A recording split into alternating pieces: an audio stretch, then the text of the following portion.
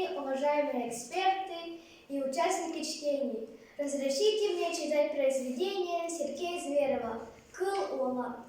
Сказание о Великой Москве» в переводе Георгия Митрофановича Васильева.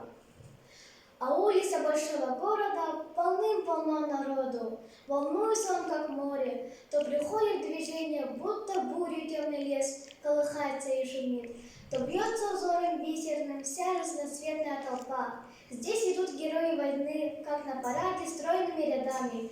Их шаг тверд и чеканен, груди увешаны орденами. Здесь можно видеть и дам московских. Идут они счастливые, с улыбкой светлой на устах, с румянцем на щеках, сверкая дорогими камнями, шурша шелками, мелькая лакированными и золоченными ножками. А там не гуси осенние летят стами в теплые края, а непрерывной вереницей текут морщины.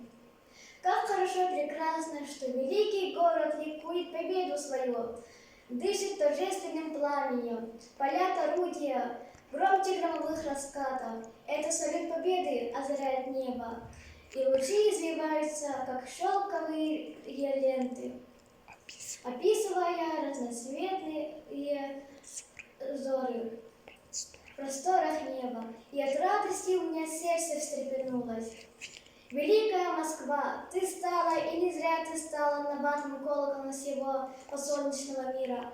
Ты оплот нового мира, достигла ты величия за 800 лет развития.